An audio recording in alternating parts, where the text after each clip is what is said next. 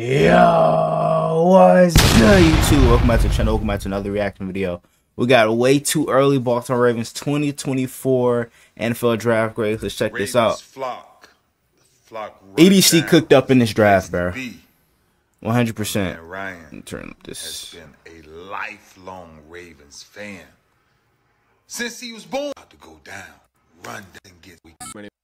I'm gonna can't tame the untamed. Appreciate you, Ray. What's up, Ravens fans? My name is Ryan, and welcome back to another episode of the Flock Rundown. So the draft just concluded.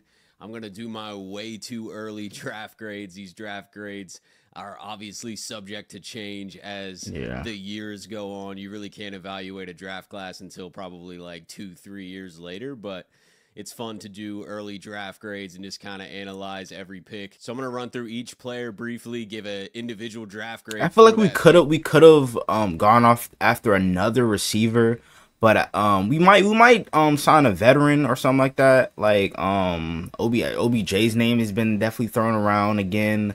Who else? I know Michael Thomas is still out there, but he's got a whole bunch of injury concerns, so I'm not sure how fond that would be for us. But and then at the very end, I'll give an overall draft grade and kind of just some. I'll give us an A-. So we'll start with the first round pick, Nate Wiggins, quarterback. Yes, sir. I'm giving this an A+ right out. 100%. No, they're not all A+s. I'm not being biased. I just really think this dude's a superstar. I think that he was my CB2 behind Terron Arnold. Confidence. He has insane speed, 4.28 40. Nah, for real, that's crazy. Instincts, jumping on the ball, breaking. He got fluid movements too. Physical, and he's only sticky. 20 years old. You know, I know he's got a lighter frame, but he's gonna put on weight. He's so young. He only really needs to probably gain about 10-15 pounds anyway. So that's naturally gonna happen as he gets in the weight room and just as he ages. But I like everything about Nate Wiggins. I feel like he's going to play a pretty pivotal role this season with Marlon Humphrey and Brandon Stevens. And then as you know, just stick Marlo in the slot. On after that, he's going to be stick Marlo in the slot, but also Kyle Hamilton also plays in the slot sometimes. So that's going to be very interesting to see how this plays out. Then you just have Stevens and Nate Wiggins on the outside. Have Kyle Hamilton and Marcus Williams over the top.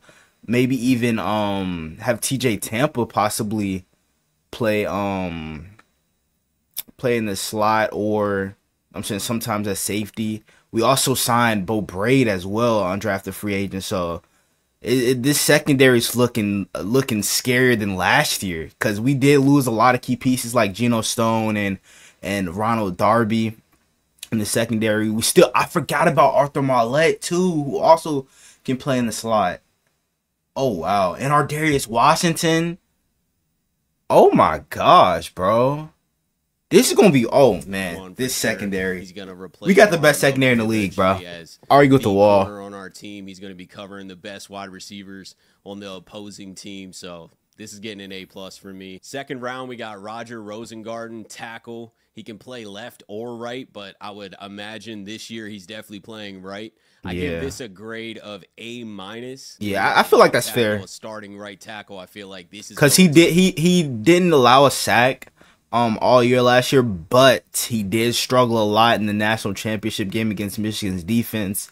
I feel like he can definitely clean up a few things, but other than that, bro, I feel like this is a great pickup for us. The guy, he's gonna because we definitely needed tackle after trading Morgan Moses. He's gonna win that starting right tackle job, and is gonna be a starting tackle for the Ravens for years to come. I'm not sure if he'll always stay at right. It probably depends on what happens with Ronnie Stanley in the future, and if we end up getting another left tackle or not. But he can probably swing over there too and play left tackle if we want to pursue a right tackle. Stanley just got to stay healthy, bro. On the table, when healthy, I feel like he's definitely the best left tackle in the league, bro.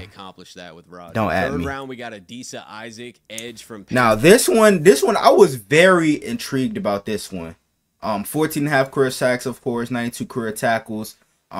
We love drafting Penn State guys, huh? Owe definitely he can definitely clean up a few things as well. Owe he's been solid for us. I feel like he definitely can take a step up this year. But about this pick though, I'll say a B+ on this pick for Adisa Isaac. Because it definitely caught me off guard, because I thought we were definitely going to draft a receiver in this spot, like Troy Franklin or somebody like that. But I watched some of his highlights and definitely broken ball out for sure. He definitely wrecked games at times with that Penn State defense. Opposite of Abdul Carter, who's going to be in the draft next year. Abdul Carter is definitely one of the next great Penn State edge rushers as well. Hopefully, Adisa Isaac can be that as well. I'm giving bro. this a B plus. Love hey, his. Bro, we did the same thing. A B plus. Upside. The only reason it's not an A is just because I think it's going to take some time, 3 years for him to really be a full-time starter and make a real impact. Because we got a lot of depth at edge rusher right now with Cal Van Noy, Tavius Robinson, we got Ajabo, Ajabo, yeah. Not sure what the future of Owe looks like. We don't know if they're going to pick up the 5th-year option or not. I would imagine that Isaac has a great chance to replace Owe in the future. I love Isaac's game. I think he's a freak athlete, and he's definitely going to get some time this year. I mean, that's typically comes with Penn State guys with being freak athletes. Take Micah Parsons, for example. Owe ran like, what, 4.3, 4.4 at the combine as well. Take those guys. Those guys are very freak athletes, and I think Adisa Isaac is definitely the same way. I'm excited to see what he brings to the table, though. The rotation that we're going to have with these edge rushers is going to be very intriguing. Be in a small role, so that's the reason I didn't give it an A, just because I don't think he's going to immediately contribute, but I love his future. I love his upside. I think working with Chuck Smith's really going to elevate this dude's game, and I'm excited for his future role as a Baltimore Raven. Round 4, we got Tez Walker from this pick right here. I love this pick. Bro's story is incredible. Transferred to UNC, and then just the NCAA for some reason didn't make him eligible to play for like the first few games, and then they had the everybody rally behind him saying free Tez Walker, and dude can ball out. 6'3", ran 4.3 at the combine. Like that, the mixture of height and speed is definitely what we needed, because we definitely needed a taller receiver, and he brings that to the table. Wide receiver. Love this pick. I'm grading this A-. Yeah, I feel like that can be A-. Yeah, threat. Ran a 4.3. I think that he can really elevate our offense this season. Rashad's going to run a lot of shorter intermediate routes. We can send Walker deep. We obviously have Zay, who's going to be all over the field, getting the ball in all types of ways. I just love that we added a deep threat. I think that Tez Walker is just tapping into the potential of who he can be as a player. He hasn't played a ton, and I see a lot of people saying that this is going to be Bateman's replacement and things like that. I think if anything, it just complements Bate. I don't. Right, and we got Bateman through the 2026 season, so Bateman's going to be on the team for a little while. Bateman replacement, if anything, it's probably a future. But I feel like we're definitely gonna keep Bate. Rashad and Tez Walker kind of have two different games. We also in the 4th round got TJ Tampa, cornerback. Which this right here, I have no idea how he slid to the 4th round. Like, bro, he had so many 2nd round grades on him, bro. It's insane. This is definitely a steal for us. Bro, this secondary is looking very scary. I know I've seen a lot of people say no fly zone, bro. No, this is Strap City, bitch. Strap City. That I came over with that patent pen. I'm trademarking that stamp on that motherfucker. You feel me? That time. I'm giving that a B+. I love TJ Tampa. I think he was by far best player available at that point too. So the Ravens obviously sticking to their philosophy. You know, they already drafted a corner in the 1st round, but they're like, hey, this is a steal here in the 4th round. A lot of people had TJ Tampa in their top 10 corners for the whole draft. They had him in the 2nd, 3rd round getting mocked. So this was great value. And that's what Eric DeCosta did this entire draft. He's not a speed guy, but he plays super physical, plays like a Raven already. And I think that he's going to have a role like a Raven, man. I don't know if he'll ever be the guy, but I mean, he definitely is going to have an important role in the future of this secondary. I could see him playing Brandon Stevens-esque type importance of a role at some point. So I really like this pick. I think it provides great. The rotation's going to be crazy. And it's also loading us up for the future. In the 5th round, we got Rasheen Ali, running back.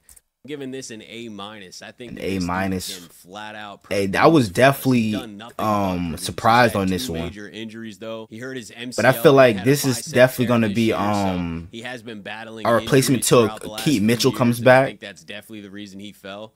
But every time this guy's on the field, he's just flat out balling. He's super fast, and I feel like if he can stay healthy and Keaton Mitchell comes back healthy, then he's definitely going to kind of shove Justice Hill out the door, which is crazy because Justice Hill has been balling. But Ali That's is intriguing. one of those guys. He really is going to come in and contribute. You know how well running backs already run in this offense. Yeah. I think that he's a perfect fit. He's just got to stay healthy. Obviously, Keaton's got to come back and be healthy.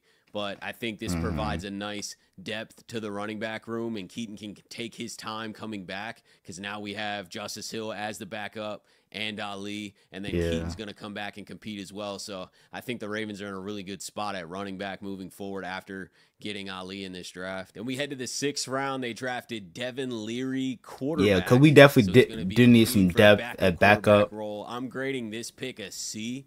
I didn't love this. It's not that I don't see the need for a backup quarterback. I definitely do. We have Josh Johnson. I feel like we should have drafted Brendan Rice in that spot, bro.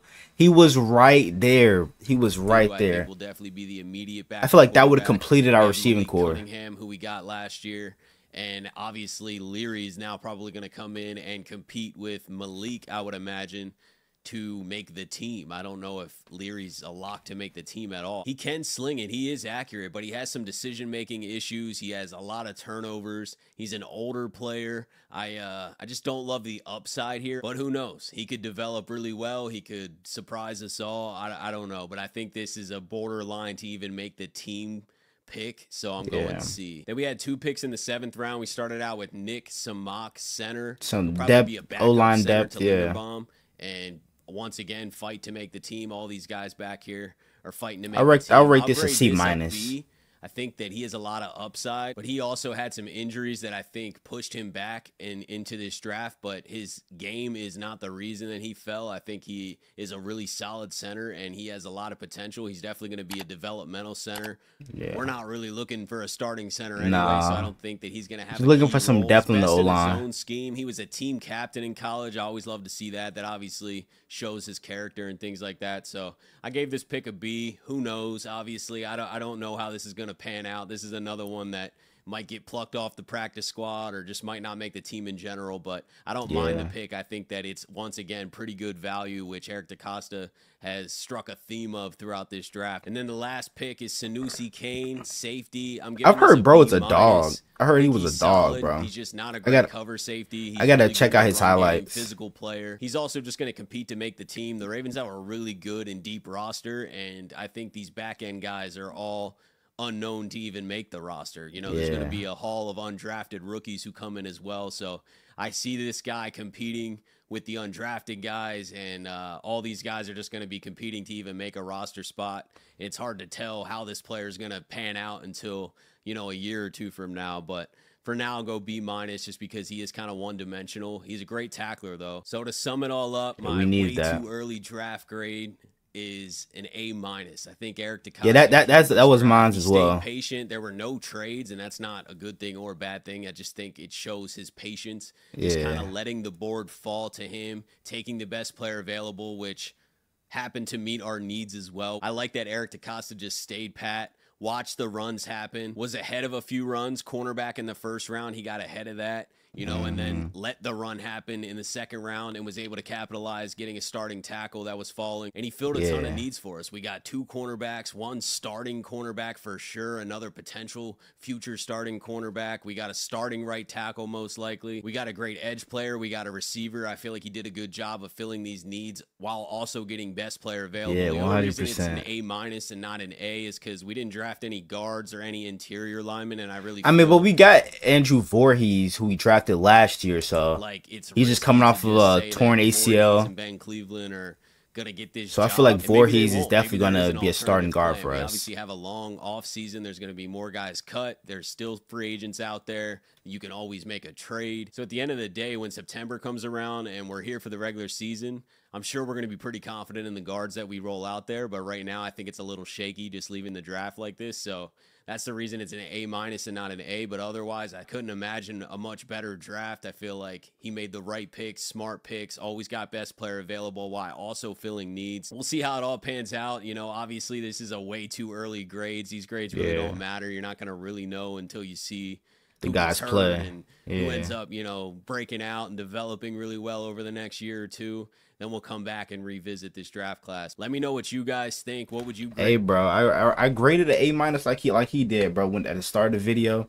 I feel like the only shaky pick was the Devin Leary pick. I feel like we definitely could have spent that somewhere else, like receiver or another offensive lineman. But I just let ADC cook, bro. Hope you guys enjoyed though. If you did, make sure you guys like, comment, subscribe to the channel. If you're new, turn on my post notification, get notified whenever I drop another banger video. And without further ado, I'm out. Gang!